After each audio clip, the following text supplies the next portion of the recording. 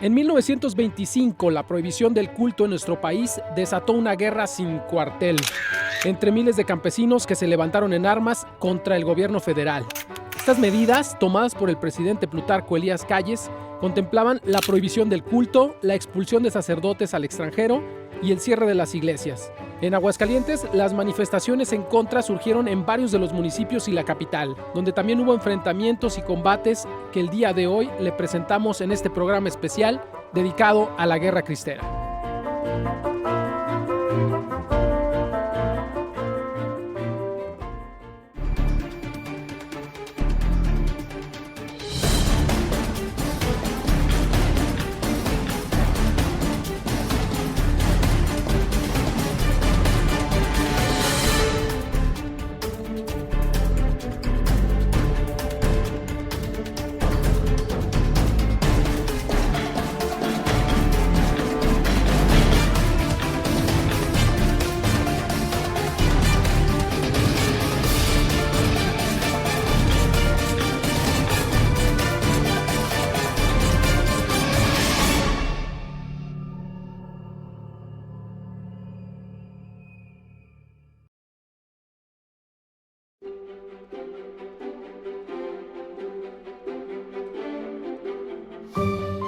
¿Qué sucedería si de pronto en nuestro país la política cancelara el culto? Sería un desastre. En 1925, el presidente Plutarco Elías Calles ya lo había intentado y el resultado fueron miles de muertos y una guerra cruenta que duró años. Para esto se basan en las ideas anticlericales de los liberales del siglo XIX, sobre todo para la reforma del artículo 130, que restringe las actividades del clero en forma pública. De forma pública, y también se le resta jurisdicción dentro del tema del gobierno. De hecho, el gobierno intenta hacerse de la iglesia, intenta administrarla, y de hecho por ahí está la creación de una iglesia mexicana. Es cuando se forma la Iglesia Apostólica Mexicana, y hay un patriarca Pérez, Joaquín Pérez, que es el que quiere tomar control de esta iglesia que mexicana. Viene a ser como el Papa mexicano, toda vez que se desconoce la iglesia romana. La apostólica romana se desconoce. Exactamente. Además de esto, también se le quitan propiedades a la iglesia, más de las que de por sí ya habían aplicado con la ley Juárez, y a todo esto se le conoce como la ley Calles. Esto sucede en 1925, muchos curas son expulsados, curas que son extranjeros son expulsados del país, y prácticamente la iglesia apostólica romana pues cierra sus iglesias, prefiere mejor no meterse en problemas y cerrar sus iglesias. Y la cosa va más allá, agárrense porque el presidente Calles pide que se reforme el Código Penal para que el oficio de ser sacerdote se convierta en un delito. En Aguascalientes hay un antecedente en el año de 1925, en el mes de marzo, que sucede precisamente aquí en el barrio de San Marcos. Fue en marzo de 1925, 28 de marzo, y se conoce como el suceso de San Marcos o la toma de San Marcos. Así es, un grupo de católicos vienen al templo de San Marcos a defenderlo porque pues la cismática Iglesia Católica Apostólica Mexicana pretendía tomarlo, que era esta iglesia que había formado Plutarco Elías Calles. Por lo tanto, la Iglesia Católica Romana viene, lo protege y rechazan a los cismáticos, como se le conocía a esta iglesia mexicana. Posteriormente mandan a algunos soldados para que confronten a los católicos que están aquí aferrándose al templo de San Marcos, y el resultado es una serie de muertos y decenas de heridos. Y es que esta iglesia apostólica mexicana quería tener varios templos en el país, y Aguascalientes fue el elegido por ser el primero en orden alfabético. Aguascalientes empieza con A, y es cuando decide empezar con este estado, Aguascalientes, y escogen el templo de San Marcos para tomarlo y apropiarse del templo. Te digo, querían tener templos en todo el país. En este enfrentamiento se habla que hubo varios muertos, aunque oficialmente se dice que fueron 2. Pero los testigos que estuvieron en ese momento por ahí, y algunas crónicas, hablan de varios muertos. Oficialmente se hablaron de 2. Caen por aquí muy cerca. Muy cerca, aquí donde estamos, se dice que cayó uno, aquí en la plazuela de San Marcos, o explanada de San Marcos. Otro cayó por la calle de Rivera. Pero se habla dentro de la voz populi que fueron más muertos. Y apenas iba empezando la guerra, ahorita van a ver cómo se va a poner.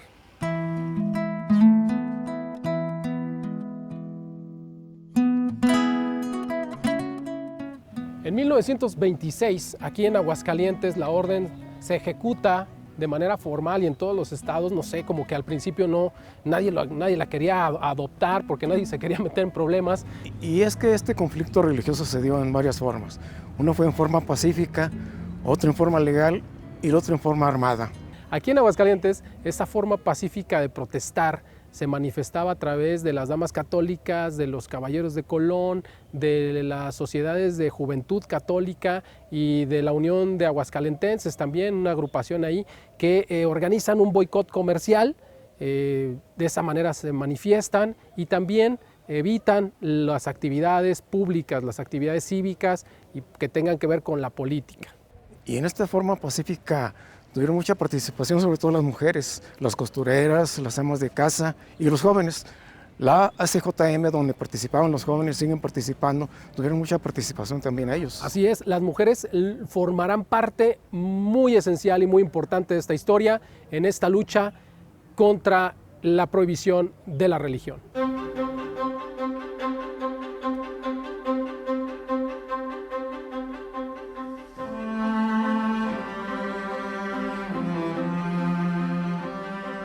En 1926, en febrero, tras la presión del gobierno federal, el gobernador interino Francisco Reyes Barrientos ordena al ejército que reprima a los líderes católicos. Esto lo hizo siguiendo las órdenes de gobernación y él se puso de acuerdo con varios presidentes municipales. Entre las dos instituciones, gobierno del estado y municipios, empezaron a tomar una serie de medidas, como fue clausurar los conventos, restringir las actividades religiosas, las escuelas religiosas también fueron tomadas.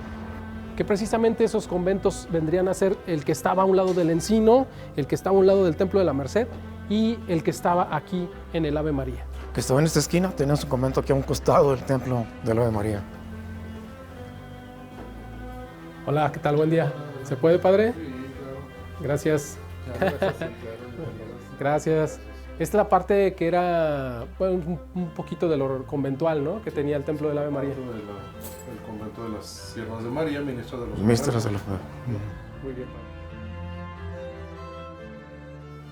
Aquí nos podemos dar cuenta un poco de la parte conventual que tenía aquí a un lado el Templo del Ave María, que llegaba precisamente hasta la plaza que hoy conocemos como la Plaza de José Guadalupe Posada.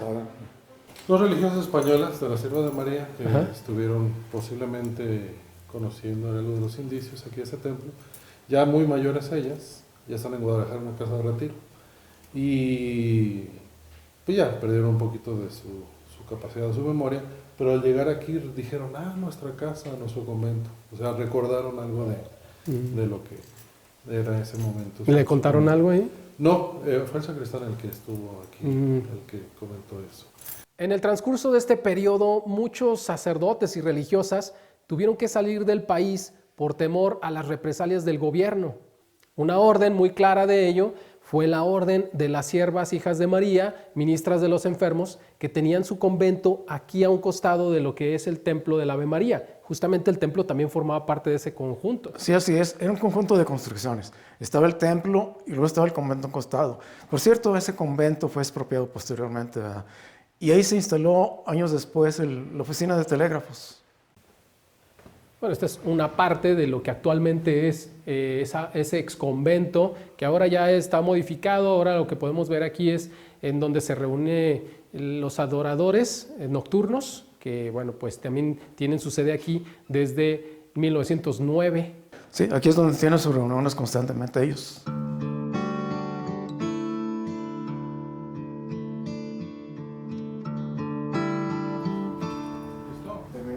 Listo, padre, muchísimas gracias. Muchas gracias. ¿Sirve el programa, padre? Para servirla, sí. ¿Del templo? Sí, estamos aquí.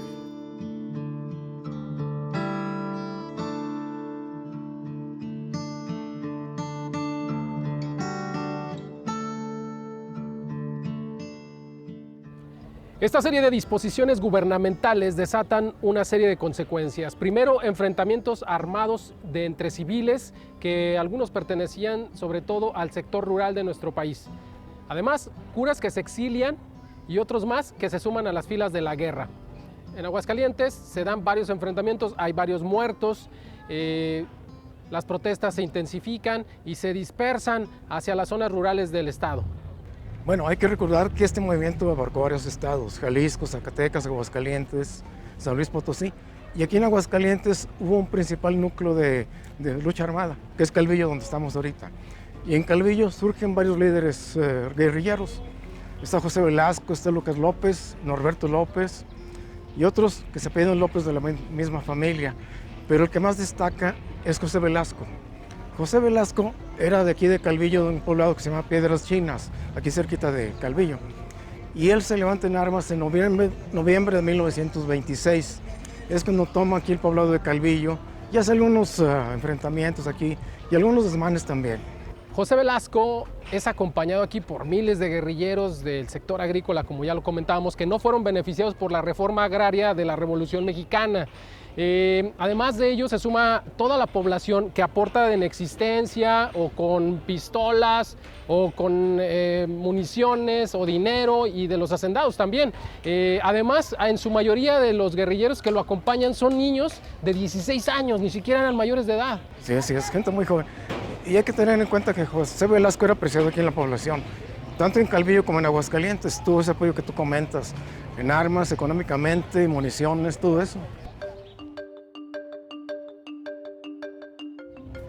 José Velasco se dirige con toda esta multitud en un primer momento hacia la cárcel del municipio de Calvillo, que presumimos pudiera estar aquí en la presidencia municipal. Iba armado hasta las botas de plomo y con la bendición de Dios, y al mero estilo del cura Miguel Hidalgo se dirige hacia la cárcel a liberar a los presos. Otro de los eventos que mandó a hacer José Velasco en aquel 1926 fue oficiar una misa aquí en el kiosco. Traía su capellán. Entonces el capellán ofició una misa en el kiosco, pero hay que tener en cuenta que no es este kiosco. Era un kiosco muy sencillo, con nada más una plataforma sin techo, y ahí ofició una misa. Y creo que entre la milicia que traía había 2 sacerdotes que lo acompañaban siempre. Traía sus capellanes. Probablemente vendrían armados también. Claro, pues eran parte de la milicia también de José Velasco. Y hay que recordar también que las misas se celebraban en forma clandestina.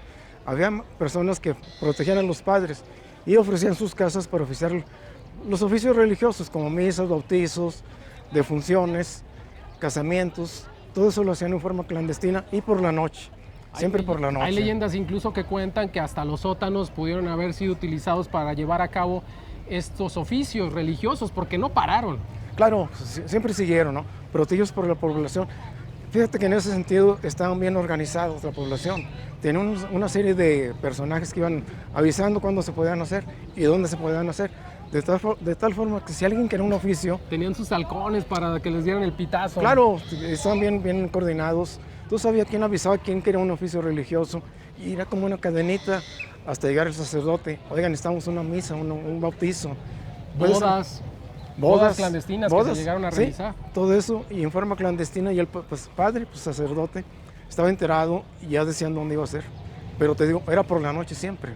Y era muy peligroso hacer eso, porque la pena, el castigo por ejercer la religión sin autorización del gobierno, sin no sé si había un trámite o algo, pero simplemente por el hecho de ser clandestina, ya pues merecías la pena capital, o que te cortaran la lengua o los oídos, o algo de los sentidos, sobre todo del oído y del habla, para que no pudieras rezar y no pudieras escuchar. Claro, y es que había temor entre la población, aunque era muy seguro hacerlo, pero había temor porque siempre había quien delataba ese tipo de acciones.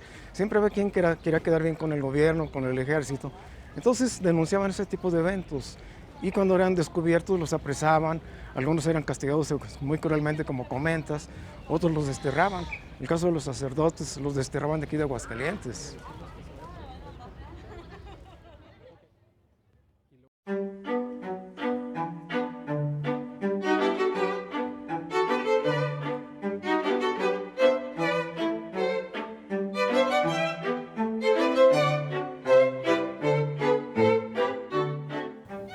Las batallas de esta historia se daban sobre todo en esta región, entre los cerros, y para eso pues subimos a lo que es la Santa Cruz aquí en Calvillo, para poder ilustrar mejor esta parte de la historia, en dónde se escondía José Velasco, dónde surgían estas batallas y qué otras historias surgían aquí en el cerro, don Ciro. Muchas historias. Pero hay que recordar que los jefes cristeros, aunque eran de Calvillo, operaban en parte de Zacatecas, parte de Jalisco y sobre todo en Aguascalientes. Entonces todos ellos operaban por aquí, principalmente los cerros. Sus cerros eran sus centros de operaciones. Platica la gente aquí de Calvillo de más edad que nomás veían pasar los ejércitos de cristeros, o ya se fuera también de federales, de los dos ejércitos. Veían cómo atravesaban los cerros de un lado para otro. Entonces todo eso estaba infestado de cristeros, pero también de federales. Tanto del lado de la Sierra de Laurel como del lado acá del Cerro Blanco. Para esta ubicación de nuestra izquierda se encuentra la Sierra Fría y es más o menos la ubicación que tenemos desde esta perspectiva. Se cuenta que José Velasco se la pasaba más escondido del lado de lo que es esta extensión de la Sierra Fría y que incluso pues hay algunas anécdotas de combates, ¿no? Sí, bueno, ellos operaban, como comentamos, en los cerros, y en esos cerros tenían sus centros de operaciones, pero también tenían sus lugares de protección, aquellas cuevas donde se protegían durante días, pasaban días ahí, fíjate, días sin comer, casi sin comer, sin tomar agua, ahí pasaban, o sea, tenían muchas privaciones, de repente salían a conseguir algo de alimento, algo de agua, pero salían de repente de entre los cerros. Los cerros también funcionaron por mucho tiempo durante este periodo de estos 3 años de guerra contra pues, los callistas, pues como centros de fe, como sedes para los rituales religiosos. Hay incluso anécdotas e incluso hasta leyendas de aparecidos que tienen que ver con novios que iban hacia esas cuevas a su boda y que en el camino fueron interceptados por federales que posteriormente los cuelgan, los ahorcan. Y bueno, las leyendas, los mitos populares señalan que esos novios aún se aparecen ahí en el camino. Pero bueno, eso es parte de la leyenda. Lo que sí es que sí se daban este tipo de rituales religiosos, tanto bautizos como misas, también en los cerros. Sí, aquí operaba aquel centro de manejo de las personas. Ellos avisaban dónde se iba a casar alguien, cuando se iba a casar alguien. Entonces le avisaban al padre, está en tal lado, y eran en cuevas principalmente. Había misas, había bautizos, había bodas, pero siempre protegiéndose porque había mucha gente que delataba todo esto. Entonces siempre había temor, había que cuidarse mucho también. De estos combates que surgen en la región, tenemos el caso de un combate en el Cerro del Guarache, que para la orientación que tenemos, nosotros pues más o menos lo ubicamos por los cerros que se encuentran de este lado.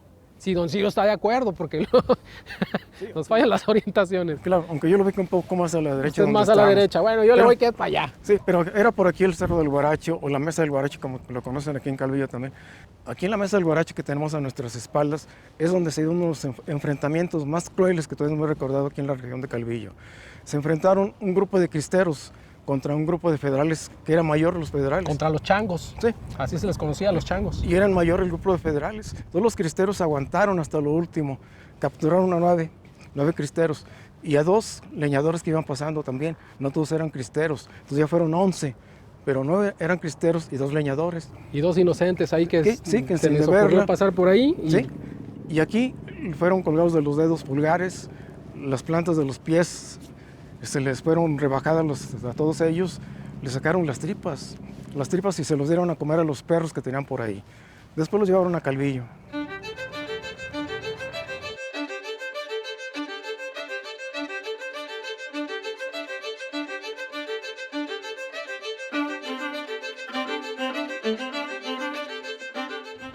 Aquel grupo de cristeros que capturaron y ejecutaron en la Mesa del Guarache fueron traídos aquí al atrio de la parroquia de Calvillo. El señor de Salitre. El señor de Salitre. Los trajeron de 3 por burro. Como eran 11 cristeros, los pusieron de 3 por burro y los vinieron a tirar aquí, en el atrio de Calvillo. Hay una fotografía que es muy valiosa en Aguascalientes porque es de las pocas que hay de la región en donde se ilustra perfectamente cómo se colocan los cuerpos de estos 11 personas capturadas en Mesa del Guarache. Están aquí en la explanada del atrio, están expuestos ante la vista de todos los pobladores de aquí de Calvillo como a manera de escarmiento. Y es que esa era la forma en la que los federales exhibían los cuerpos de los cristeros, como se llaman a estas personas que defienden la religión. Es como se les llamará y así se le conoce por la historia, como los cristeros. Claro. Fíjate, esa forma, como comentas, es muy ilustrativa, es muy cruel, porque se ve claramente cómo están los cuerpos tirados, desbaratados, porque fueron torturados bárbaramente. son 11 cristeros. Pero aquí hay un detalle interesante que cuentan los pobladores de aquel tiempo. Yo todavía platiqué con una señora que vio los cuerpos. Ella me dice, no, eran más de 20. Hay quien dice que eran 11, pero ella me dijo que eran más de 20, porque ella los vio. Y un detalle interesante también es que alguien protestó porque uno de los cuerpos tirados era su pariente. No recuerdo si era su concuño, pero era familiar de él. Estuvo protestando aquí en la plaza, gritando, traía unas copas de más. Estuvo gritando que por qué los habían matado, que los hubieran dejado allá, se los hubieran comido. A tanto así llegaba. Entonces a esta persona la capturaron, la persona que se quejó, y lo fusilaron en el panteón de aquí de Calvillo. Más tarde ya no fueron 11 cuerpos, fueron 12 con el que protestó.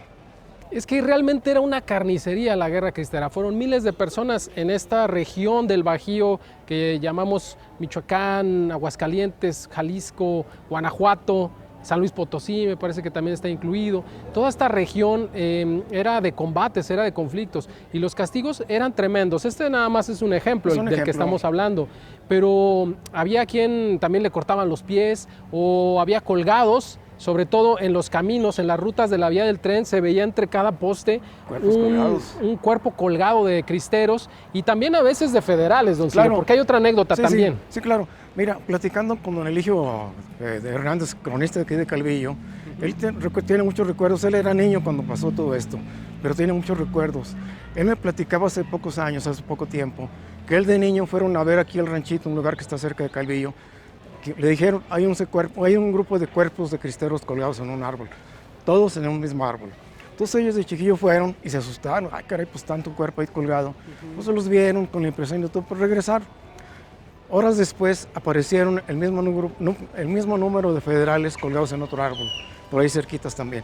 O sea, en venganza a los cristeros también colgaron a un grupo de federales, ahí cerquitas. O sea que en resumidas cuentas, se aplicaba la ley del talión, o sea, el ojo por ojo, el diente por diente, y así es como sucedía esta guerra, que no había buenos ni malos, porque realmente todos hacían cosas atroces, pero bueno, pues la diferencia era entre de qué lado estabas, del lado de Dios o el lado del diablo.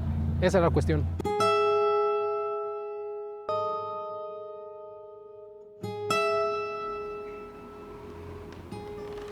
Justamente ya que hablamos de Dios y del diablo, aquí en esta historia será preciso ya empezar a mencionar a Maximino Ávila Camacho, que era hermano del presidente de la República. Posteriormente fue presidente. Exactamente, en ese entonces todavía no era, pero el hermano sí era uno de los líderes del Ejército Federal. Y él era el antagonista de esta historia, quien se enfrenta a José Velasco, vaya tarea que le dejaron, y a los cristeros. Y a los cristeros que estaban aquí con él. Pero vaya tarea, porque José Velasco tenía un historial de guerra en la guerra cristera tremendo. Era muy hábil, José No Velasco. Lo pararon. Era muy hábil. Decían que de repente se desaparecía, aparecía en un lado en otro, los atacaba y se desaparecía. Era muy hábil José Velasco. Era como un fantasma. Algo así. Y por cierto, hablando de Maximino Ávila Camacho, hay una historia muy interesante que cuenta la tradición oral de aquí de Calvillo. Sí, esta es una historia que a mí personalmente me platicó don Eligio Hernández, que es cronista de Calvillo. Él me cuenta que cuando Maximino llegó aquí a este poblado de Calvillo, los templos estaban cerrados y él quería convertir este templo del Señor de Salitre en cuartel y caballerizas. Y estaba cerrado, entonces mandó que lo abrieran. Fueron a buscar al sacristán, le abrió por la puerta principal y platican que cuando entró resonaban las pisadas de él aquí, de muy Maximino. Dramáticamente. Muy dramática, muy fuerte. El templo estaba cerrado, había un eco muy fuerte. Entonces pasa caminando hasta el frente, ve al Señor de Salitre, se le queda viendo. Se queda ahí un rato. Se queda viendo un rato al Cristo del Señor de Salitre y dice, vámonos. Vuelve a salir. ¿Y qué pasó? ¿Qué pasó, general? Le pregunta, ¿qué pasó, general? ¿No quería hacer un cuartel aquí en el templo? Dice, no, vámonos. Este señor pesa mucho. Entonces se fueron y el templo quedó libre en ese momento. Protegido por el propio Señor del Salitre. Sin duda. Y ahí está esa anécdota que queda clara como muchas otras de la tradición oral que también son valiosas y son importantes, claro, y ayudan a la construcción de esta historia.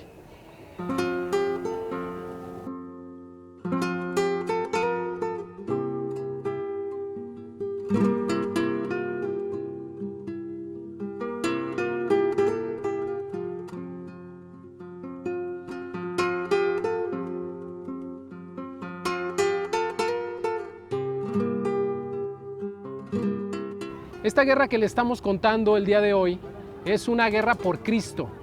Es una guerra que se va avanzando al grito de ¡Viva Cristo Rey! Y se extenderá durante 3 años, del 1926 a 1929, que es cuando oficialmente termina esta guerra. Pero hay todavía más después de estos años y todavía hay más que contar acerca de esta guerra porque el tema da para largo, don Ciro. Claro, es una guerra en defensa de sus creencias religiosas, ¿no? Y como comentas, si bien terminó en 1929 oficialmente, se extendió unos años más, hasta 1935, principios de los 30, pero sí continuó la guerra, aunque en otra forma, pero continuó. Y esta historia, esta segunda etapa de la cristiada es la que le vamos a contar en nuestra próxima entrega. Por lo tanto, les invitamos, como se decía en los 90s, a que permanezca en la misma sintonía, a la misma hora y en el mismo canal para que usted vea esta segunda parte de la Guerra Cristera en Aguascalientes.